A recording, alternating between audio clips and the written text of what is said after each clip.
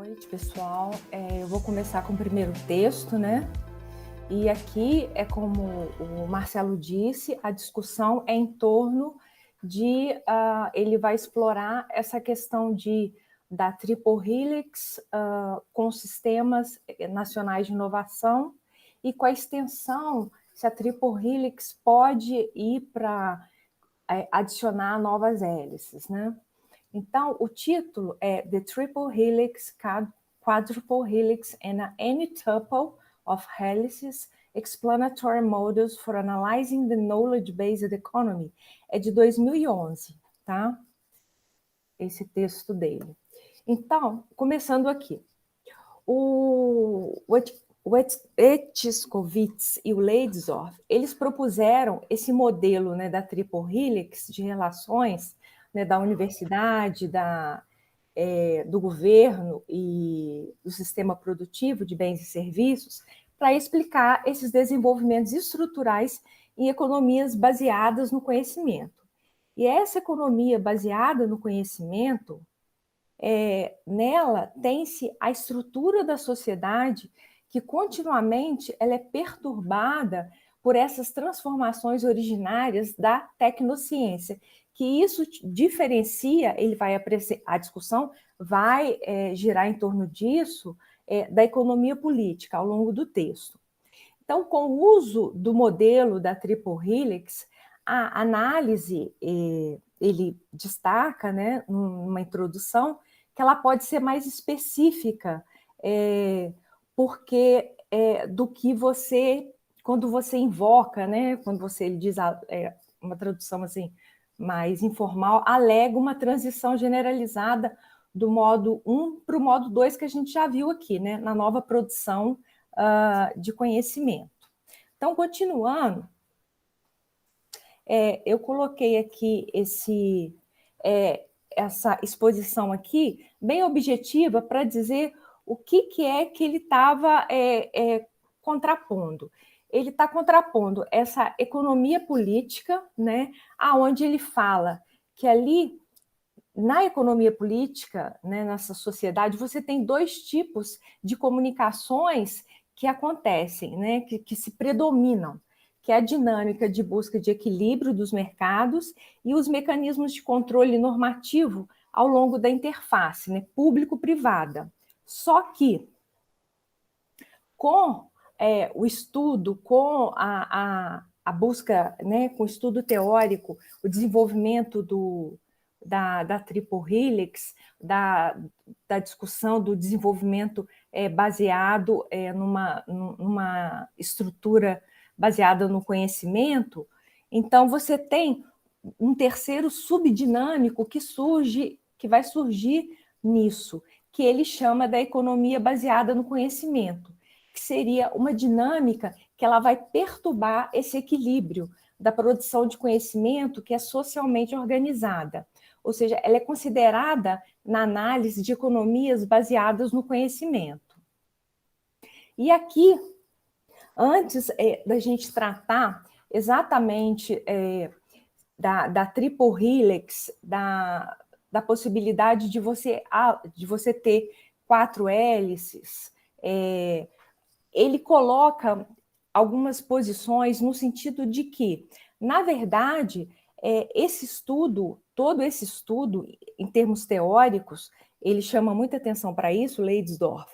Isso tem que ser muito criterioso e isso tem uma base de hipóteses que ele chega a falar do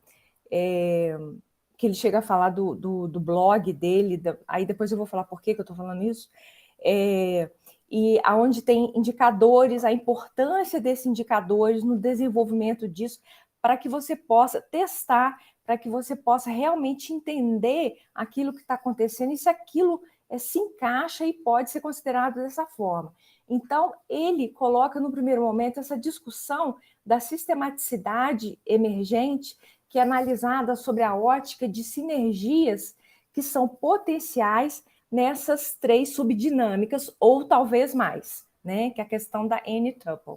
Então, ele apresenta esses estudos de casos de sistemas nacionais, que são, assim, básicos para ele.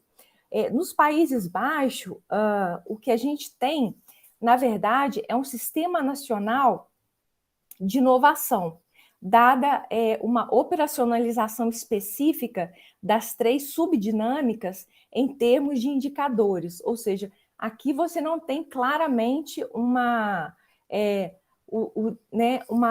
triple helix, um modelo da triple helix, mas você consegue caracterizar esse Sistema Nacional de Inovações. Já na Alemanha, o Sistema Nacional de Inovações ele não pode ser encontrado, né? Ele ainda destaca que a Alemanha, sim, ela tem, como a Hungria, ela tem uma normativa, uma governança, mas diante de alguns fatos históricos, de alguns fatos estruturais da própria economia e da sociedade, você acaba caracterizando isso de outra forma. Então, na Alemanha, o que acontece são sinergias ao nível de estados federados. Por exemplo, ele prevalece na Baviera. E na Hungria, que é um caso interessante, que ele fala que na Hungria você tem 3 sistemas regionais de inovação, que eles acabam por substituir um sistema nacional de inovação assim, coordenado em termos centrais, que isso vai acontecer na década de 1990. E aí você tem toda uma dinâmica onde você vai desenvolver 3 tipos de sistemas regionais de inovação. Ele coloca como exemplo Budapeste, que é a capital. Ali você tem um sistema de inovação metropolitano, que ali você tem uma competição, por exemplo, de Budapeste com Viena, com Munique. Agora, considerando a questão, porque nesse momento a gente tem que pensar na questão da União Europeia, a Hungria, né, entrando na União Europeia, o que acontece? Ela tem a parte oriental e a parte ocidental. Então, na parte oriental, você tem um sistema de inovação que é liderado pelo Estado. Agora, já a parte ocidental, ela vai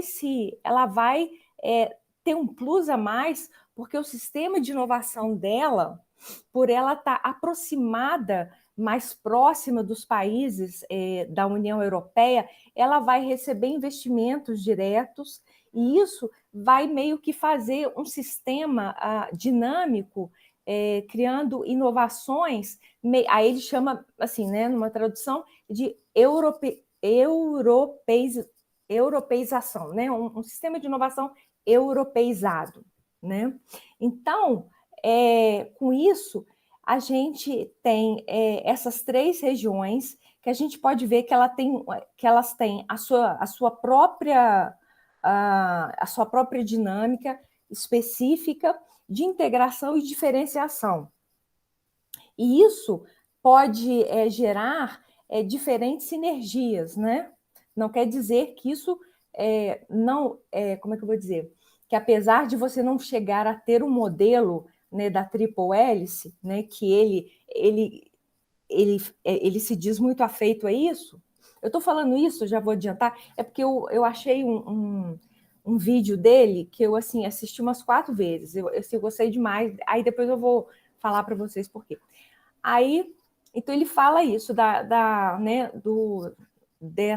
desse trabalho dele. Então ele fala dessa sinergia. Agora, diferentemente disso, saindo desses estudos de caso, aí ele chama atenção, sim, que se você olhar o caso do Japão, ele é um caso diferente, porque o que você tem dentro do Japão? Você tem as 3 hélices que funcionam, mas ao longo do tempo, o que aconteceu foi um desfazimento assim, contínuo das colaborações entre a indústria e a universidade. E você tem, por exemplo, ele cita estudiosos, né, universitários que começaram a fazer trabalhos com outros colegas estrangeiros no papel de coautoria. Então, acabou que isso gerou acabou que isso gerou uma internacionalização como uma quarta dimensão, ou seja, você tem o nacional e o internacional. Ou seja, então ele fala assim, olha, nesse projeto, se você pensar no Japão, esse projeto da internacionalização, né, que foi importante, que você não tem mais a questão da industrial, ou seja, a internacionalização, ela está acima da relevância industrial, isso gera essa quarta dimensão no projeto e acaba por ajudar a melhorar a explicação. Então, quando ele fala, quando você olha para isso e consegue de forma criteriosa, ele cita o tempo todo como é importante a preocupação com indicadores e as hipóteses que você levanta, para você realmente dimensionar se aquilo está acontecendo ou não. Então, ele caracteriza o Japão dessa forma, que ele pode ser visto dessa forma. Seguindo em frente, a gente chega aqui quando ele fala de 2 a 3 subdinâmicas, né? E aqui nesse ponto, ele já vai trazer uma coisa bem mais assim, né? Além do que a gente estava trabalhando, que é um ponto de vista de ver a teoria da evolução, né? Da economia, a evolução também cultural. Então, ele fala que, quando você considera um único mecanismo de seleção, o natural, você tem um modelo evolutivo. Quando você pensa em 2 mecanismos de seleção, você tem uma coevolução. Agora, quando você trabalha com 3 mecanismos de seleção, isso permite não apenas a seleção de determinadas seleções para estabilização, como ele diz, ao longo dessa trajetória em uma coevolução, ou seja, está se reportando ao segundo ponto, como também a seleção de certas estabilizações para a globalização, ou seja, no nível do regime, ou seja, no nível mais global. E para isso, aí a gente vai chegar nessa figura aqui, que está no texto, mas que, assim, para entendê-la melhor, assim, porque ao longo do texto do Leidsdorf é um pouquinho complicado, porque a todo momento ele faz referência a um outro artigo de alguém, ou um artigo dele mesmo. Então, assim, principalmente aqui, aí eu acabei indo parar num outro artigo dele para poder tentar entender melhor essa questão do hiperciclo. Então, se vocês observarem aqui, ele fala assim, as hélices, elas operam como mecanismos de seleção assimetricamente uns aos outros, mas seleções mútuas, né, podem moldar uma trajetória como uma coevolução. E aqui ele destaca muito bem essa questão do tempo, né? Essa variação aqui. Você tem que pensar no tempo, essa coevolução através do tempo. Então, o hiperciclo ele vai operar no nível de regime próximo a uma rede global, né? Em relação a 3 ou mais subdinâmicas subjacentes. Por quê? Ele fala que, com isso, consequentemente, você tem efeitos que não podem ser reduzidos a contribuições de subdinâmica específica devido à expectativa de interações não lineares no loops. Ou seja, aí ele vem explicando, que é complicado aqui, eu fiquei vendo essa figura, eu li o artigo várias vezes, porque se você tentar abstrair e pensar isso aqui ao longo do tempo, essa coevolução, como vai acontecendo, ele fala de um princípio cibernético, que você tem uma construção dessa sobreposição que ela acontece de baixo para cima, mas você tem também emergindo de cima para baixo como um feedback, você tem a todo tempo um feedback, né? Então, além das interações de cada 2, ou seja, numa possível coevolução, você tem interações bilaterais que podem começar a interagir entre si e levar a efeitos, né, de interações de 3 vias, que podem funcionar de forma positiva ou negativa como mecanismos de alimentação ou feedback, respectivamente. Então, quando você pensa nisso, é isso, que você vai ao longo do tempo dessa, né, aqui a variável, que aí ele cita isso aqui, o mecanismo sinérgico, ou seja, você tem um ajuste seletivo do ciclo entre si ao longo do tempo. Então, embora você não tenha aqui esta área onde acontece, né, onde aconteceria o modelo triple helix, esse desenvolvimento do hiperciclo ele acaba permitindo algo nesse nível de ordem, né? Aí à frente ele apresenta esses 2 modelos justamente para seguir em frente a essa questão do hiperciclo, que ele fala que você tem uma sobreposição que pode ser desenhada em cima da sobreposição ausente, ou seja, então este hiperciclo ele pode ser interpretado, né, de acordo com ele, como um processo que se descentraliza, que teoricamente ele pode se dar com a sobreposição de expectativas em uma economia baseada no conhecimento. Então, daqui você pode, ao longo do tempo, você ter uma dinâmica variando naquele primeiro, na primeira ordem ali. Então, ele fala, aqui é uma, e ele mostra, só para explicar, ele fala que é uma configuração da triple helix com sobreposição negativa e positiva entre os 3 subsistemas. Aí, seguindo à frente, aí sim ele vai falar da quarta hélice e além da quarta hélice, né? A metáfora de uma hélice tripla, segundo ele, convida para mais ou menos propostas para você estender o modelo a mais de 3 hélices.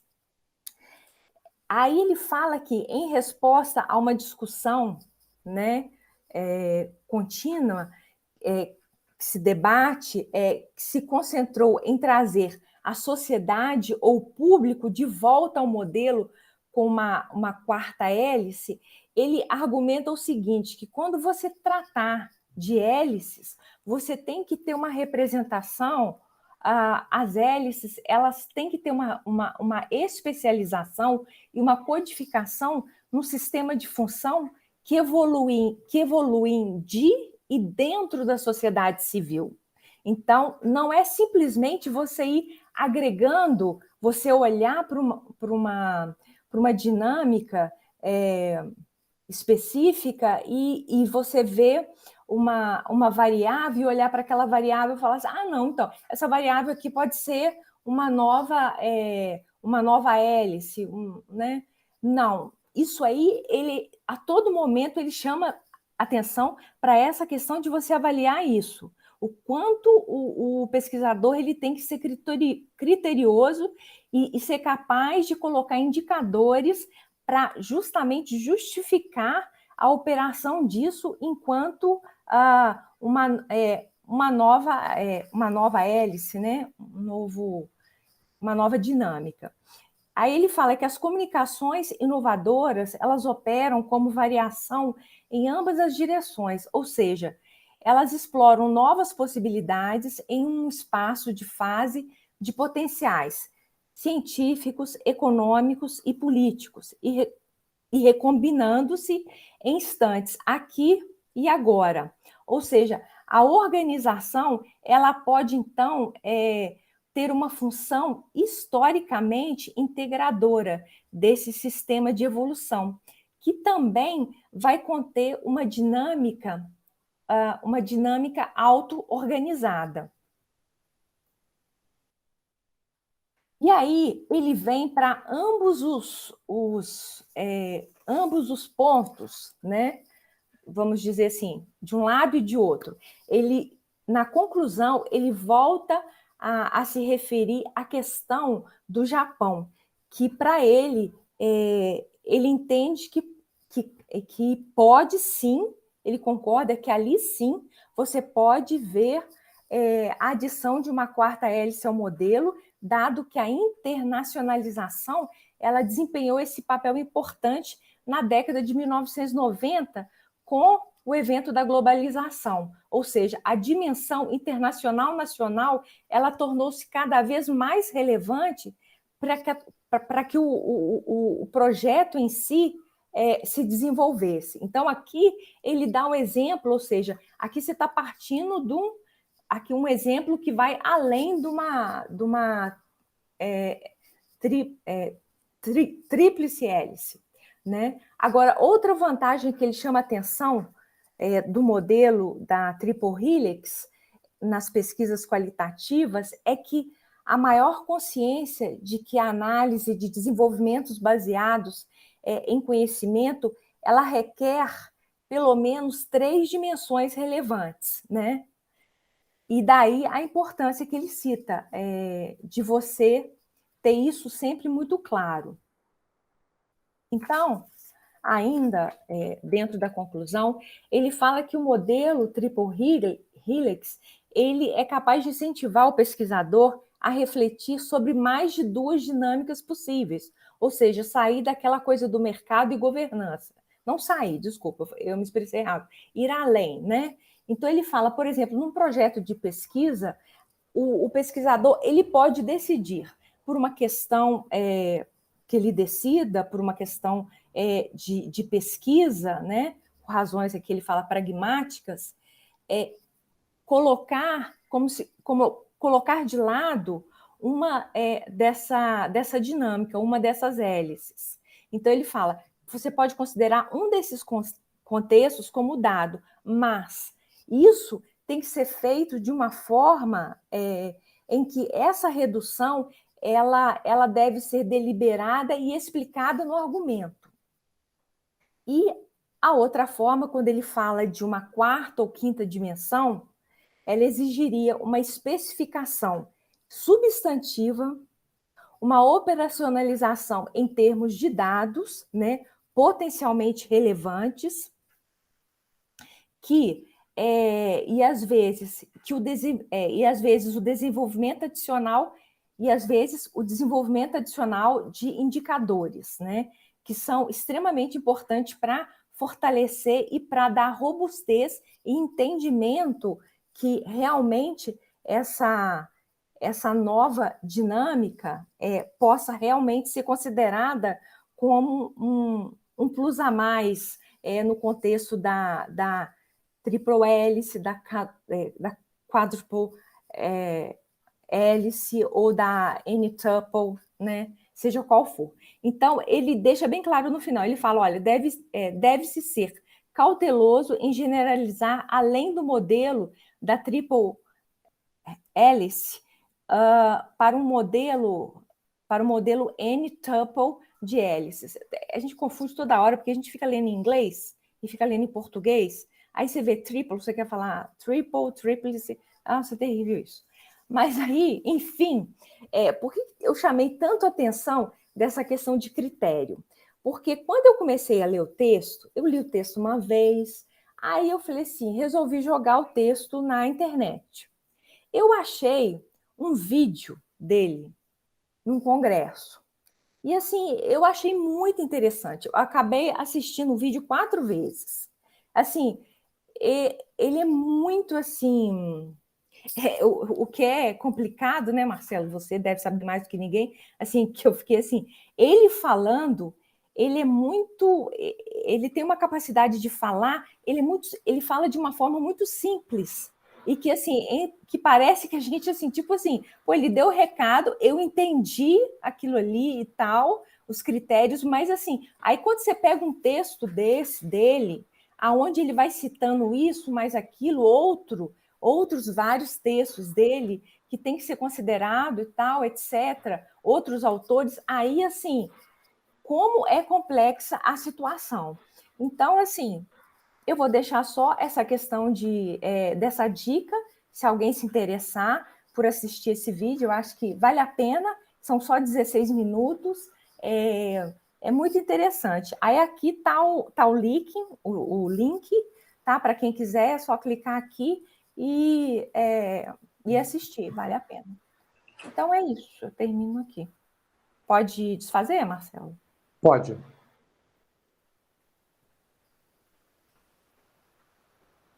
Perfeito, Alexandre. Obrigado. São 25 minutos. Esse texto realmente ele é muito interessante. Vou passar o Natan logo para as considerações dele e depois eu faço as minhas. Beleza. Estão me ouvindo? Sim. Vocês conseguem me ouvir? Primeiro, parabenizar a Alexandra, né, que foi a sorteada da semana de pegar o texto solo do autor.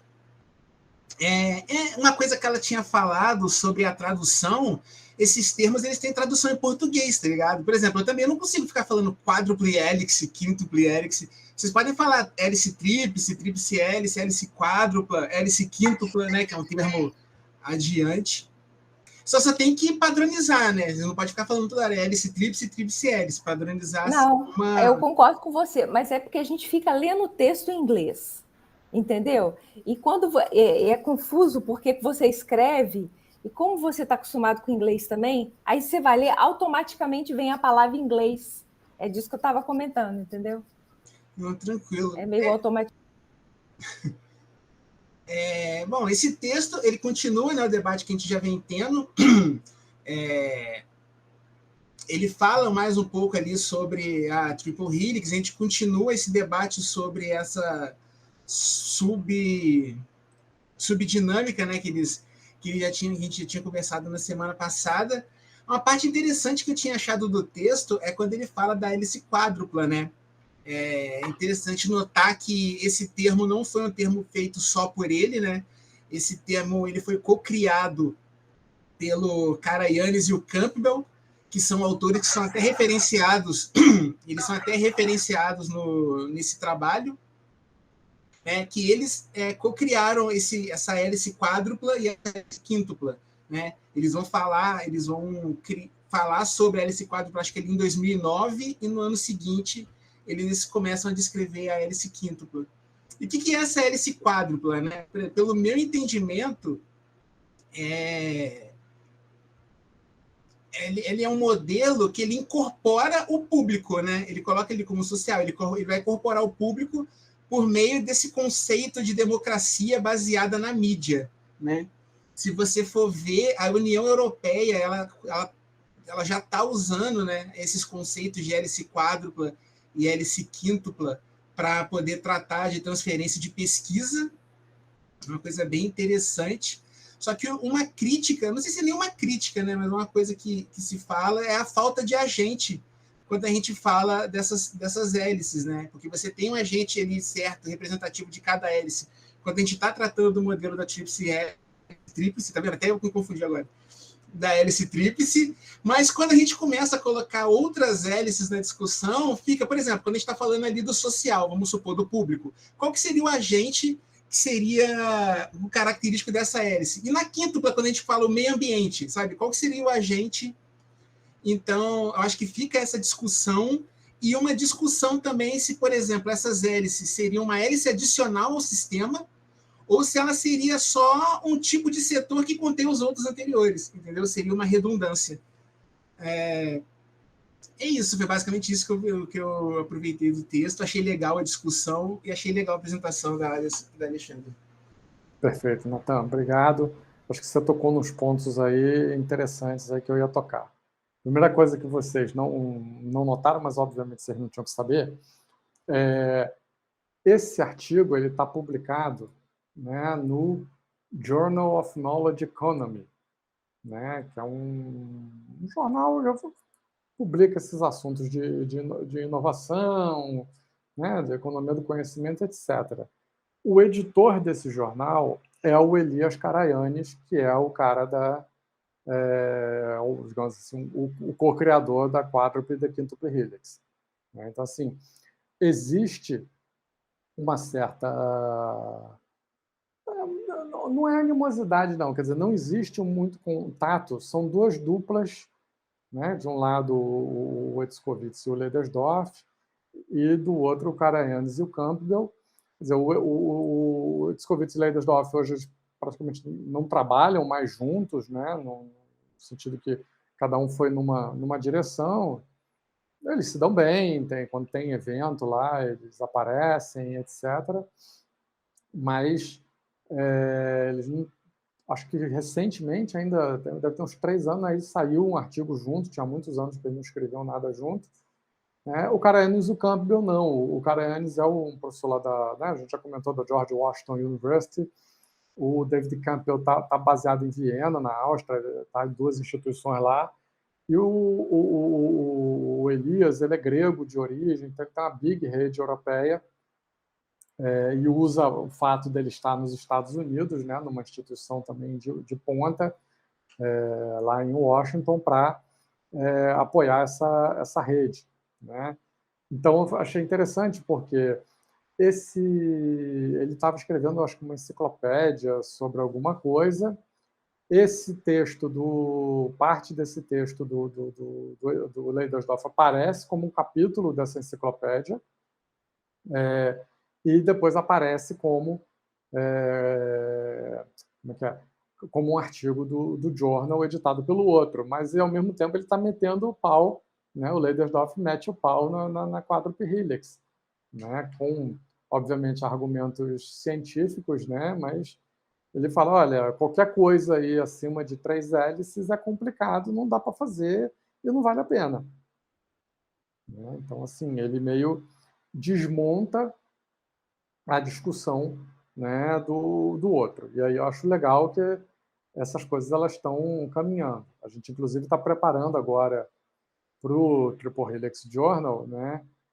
Tem um artigo um material do Leidersdorf, com uma professora inglesa, e aí a gente vai fazer um número só com esse artigo e convidou outras pessoas para fazerem os comentários, né? Para fazerem réplicas, para fazer comentário, para fazer crítica, etc. A gente espera que esse artigo, quando ele saia, deve sair lá pelo meio do ano que vem, que faça um certo barulho, né? E que isso venha a ser citado aí daqui para frente ao longo dos anos. Então, assim, a ideia, acho que central desse artigo né, o Leidersdorf olha vários sistemas de inovação diferentes, né, e aí ele com características distintas. Quer dizer, o Japão é sempre um caso à parte, pelo modelo econômico, pela intervenção do governo, por uma série de questões. Né, e ele olha ali vários europeus, que hoje está tudo dentro da mesma cúpula, mas eles, né, são distintos entre si. Certamente a Holanda, a Alemanha, um paísinho pequeno, quer dizer, não dá nem para ter sistema regional, né, é um só, mas até em função da onde estão concentradas as instituições, etc. A Alemanha não, a Alemanha já tem uma especialização territorial maior, né, e isso se reflete também na Hungria. Então, quer dizer, ele olha um país pequeno, digamos assim, de um desenvolvimento tecnológico médio para alto, ele olha um país já de um tamanho maior, com desenvolvimento alto, e ele olha, né, um país que está ainda numa fase de conversão econômica, né, o que chamam lá do ex-socialistas, né, e que isso foi alvo também de interesse durante muito tempo desses autores europeus, de entender como é que estava sendo a transição desses países socialistas para uma economia de mercado, né? E aí, realmente, o caso da Hungria é bem interessante. Mas ele olha isso tudo, na verdade, para dizer que a Triple Helix explica, basicamente, todas essas relações, né? E que não precisa de mais coisa, tá? Comentei isso. Essa coisa aí do conceito de ficar confuso, eu também fico, tá? Por isso que, muitas vezes, eu prefiro falar em inglês direto, e aí a gente escolhe falar em inglês, aí o nego acha que a gente é besta, né? Então tem essas coisas, né? E eu vejo também as mais variadas traduções e algumas que eu não sei se faz sentido, né? Porque o hélice tripla ou hélice tríplice, que foi o que eu conheci, achou ok. Aí o pessoal começou a inverter, né? Tripla hélice. Ok, eu achava estranho no início, hoje eu já me acostumei, né? Outro dia eu estava lendo um negócio aqui semana passada, aí me apareceu que é quádruple helix, ok, é hélice quádrupla, né? Aí apareceu quádrupla hélice. Eu falei, já começaram a inverter esse aqui também. É sinal que está popularizando, né? E eu venho até nas coisas que eu ando escrevendo, colocando as siglas, né? Então, transformei a triple hélice em 3H, 4H, 5H, que aí a gente vai só botando o número, é igual geração de carro, né? O nível, né, da marca do veículo. Então, assim, essas confusões acontecem também comigo. Eu acho que um aspecto que o Nathan pontuou que é interessante dizer, eu acho que nesse campo científico, né, quer dizer, você não é fla-flu, né, não é política, então você não pode sair batendo no amiguinho, né, no coleguinha. Então você tem que desmontar em algum aspecto o argumento dele, né? E eu acho que nesse aspecto, quer dizer, tem uma coisa mal parada realmente entre as 3 hélices e as 4 hélices, né? Porque lá atrás a gente já olhou, tem um artigo né, deles, do Skowitz e Leidersdorf, né, reconhecendo a importância, né, do que eles chamaram na época de público. Tá? Acho que talvez a escolha do termo é que não foi boa, porque, quer dizer, o público, né, pode ser entendido como uma coisa de governo, de Estado, pode ser entendido, né, como uma audiência, né, o público em geral, uma audiência de algum assunto, né? Eu acho que faltou, o termo não foi adequado e talvez por isso aquele artigo não tenha ganhado assim ele teve tanto que ele tem um volume de citações bom, mas poderia talvez ter tido mais repercussão. O que está ali por detrás é talvez que a ideia de que as 3 hélices elas não pairam no ar, né? Obviamente tem um pano de fundo que é o contexto na qual elas estão inseridas, que é a sociedade, né? Eu acho que isso está escrito no texto, a gente olhou isso, tá? Mas, né, eles mesmos continuaram replicando as hélices soltas no ar, né, e mais preocupado com as dinâmicas, com os casos, do que ancorar ela no contexto da sociedade. E aí o Karajanis ele é muito mais feliz quando ele, né, o Karajanis e Campbell, quando eles propõem a ideia da quádruple helix, e já tiveram outras propostas. Tem um pessoal lá da Escandinávia que fala que é a sociedade, né, mas eles também não desenvolveram muito. Tem gente, aí eu não vi nada escrito, mas eu já ouvi assim, em eventos as pessoas falando o setor financeiro poderia ser a quarta hélice, por conta da relevância, né, do dinheiro, né, da moeda, da circulação do capital nas relações. Eu acho um pouquinho forçação de barra, mas ok, cada um bota a hélice que quiser nessa história. E tem o direito, né? Nós estamos na academia, a gente não pode proibir ninguém de sair botando hélice, pelo contrário, acho que daí, de repente, sai uma boa ideia. Mas o Karajanis e o Campbell eles são felizes em colocar, né, que é a sociedade civil, né, e aí tem um contexto cultural e tem a influência da mídia. Acho que aí quando eles amarram desse jeito a quarta hélice, aí a gente começa a visualizar os atores. Né? Então você pega uma ONG ou uma entidade sem fins lucrativos que acaba sendo um ator intermediário nessa articulação entre as esferas. Né? Então, olha, você tem um ator. Né? Quando você reconhece que essas relações elas estão baseadas num contexto cultural comum, né? E aí eles não usam isso, sou eu que estou falando, que também tem um aspecto ali, provavelmente, de proximidade geográfica. Né? Quer dizer, então, e obviamente que hoje a gente é muito... a informação chega para a gente, né, pela mídia, então algum aspecto... Não gosto de usar a ideia de que a gente é manipulado o tempo todo, mas não é isso. Não quero ir para essa discussão. né, das fake news, das coisas, mas dizer que existem, obviamente, existe um filtro, existem interpretações, né, da realidade, do que está acontecendo, etc. Né? Então, assim, dependendo, obviamente, do ponto de vista do ator, do interlocutor. Então, acho que eles foram muito mais felizes nessa definição da quádruple helix. O que eu vejo muito é assim, interpretações simplistas.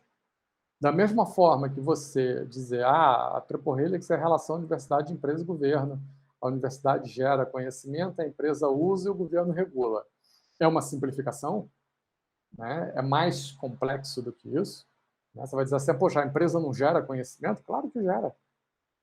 Né? Tanto gera do ponto de vista de ter, né, pesquisa acadêmica, etc., né? Tá aí as farmacêuticas, né, similar à universidade, quanto gera conhecimento a partir do momento em que ela está aplicando, né, está usando tecnologias, aquele, né, know-how da operação, etc. Tá? Então, assim, obviamente, né, vocês já sabem que é mais complexo, e aí quando muita gente pega e fala, não, a quarta hélice é a sociedade.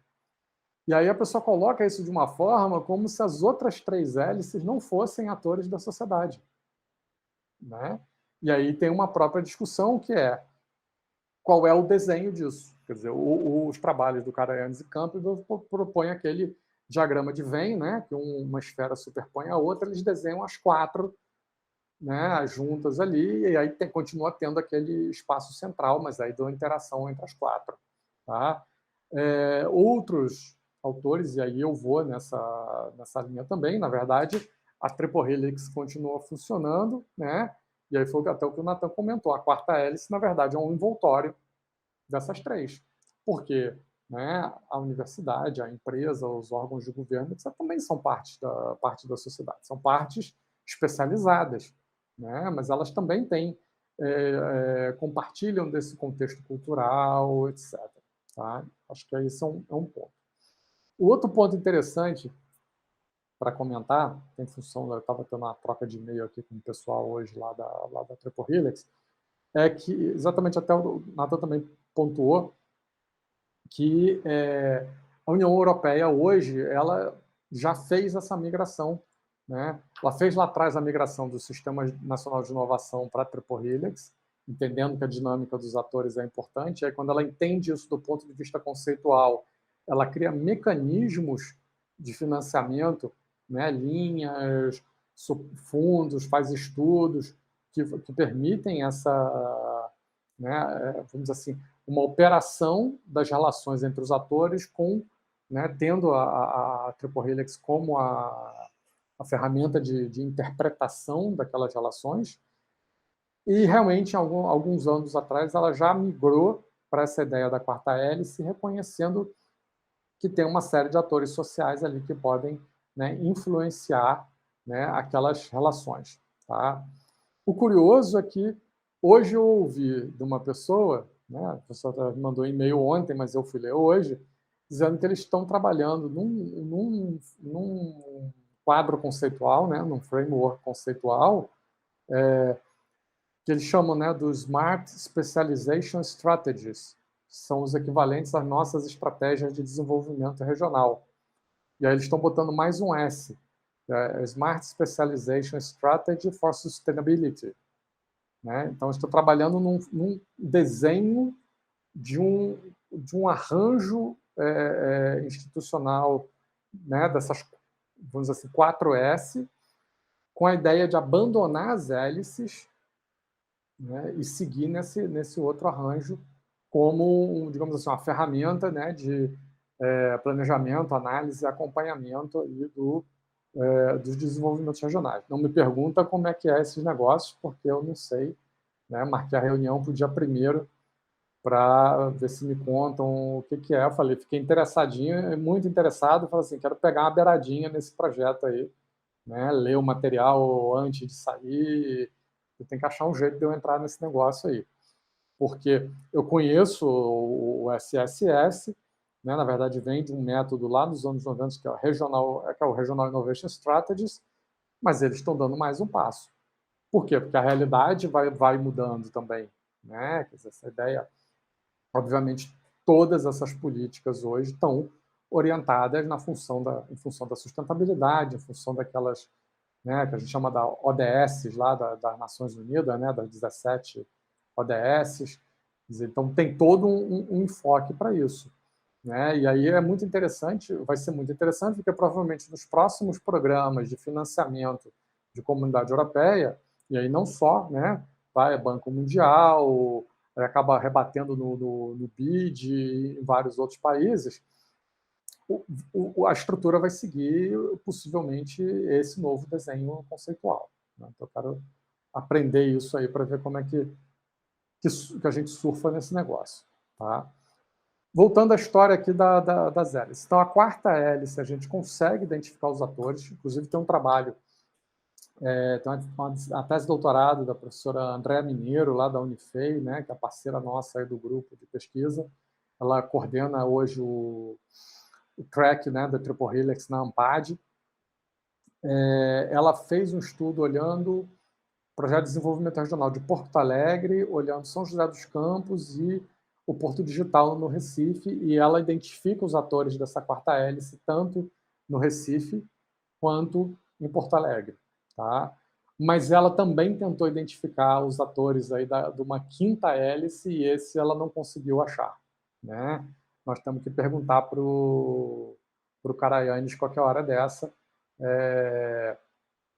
o que ele entende como atores dessa hélice, porque realmente ele fala de uma hora em meio ambiente, depois outra hora fala em sustentabilidade, e não está muito claro, né? Até no material que eu mostrei para vocês lá, eu acho que no nosso segundo encontro, né? Eu coloco as 3 hélices, a quarta do envoltório, e boto a quinta por fora, mas eu coloco lá exatamente os ODS, né? Talvez seja uma meta, né, ou uma visão de mundo, de futuro, tá? Que seja essa quinta hélice. E aí, obviamente, se não tem ator, não é hélice. Eu não quero entrar, né, vamos dizer assim, eu não tenho estofo hoje para entrar nessa discussão conceitual com ele. A gente está tentando, inclusive, trazer o Karayanis para mais perto. Ele participou da conferência lá em Tampere, há tem 2 anos, num painel. Está tentando discutir com as pessoas que estão mexendo nesse assunto, né, para ver que contribuições elas têm. Né?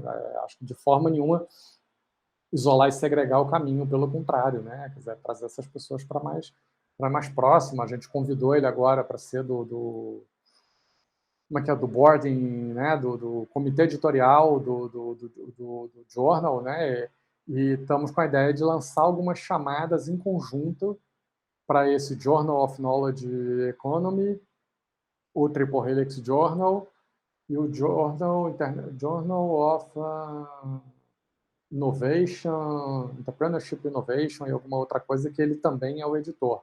Quer dizer, lançar uma chamada só para receber trabalhos, e aí, a partir dos trabalhos que forem recebendo, né, distribuir entre esses periódicos. Então, assim, a gente vem tentando colaborar com ele. Eu quero até chegar mais perto, né, para aprender. A gente sempre aprende.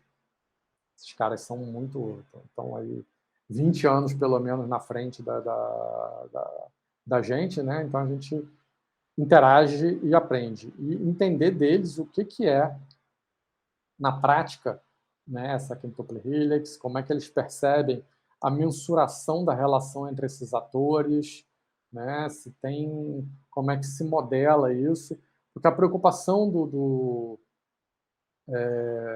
e a exclusiva do Leidersdorf é como é que modela isso matematicamente. Na verdade, ele queria chegar e ter olha, tem aqui não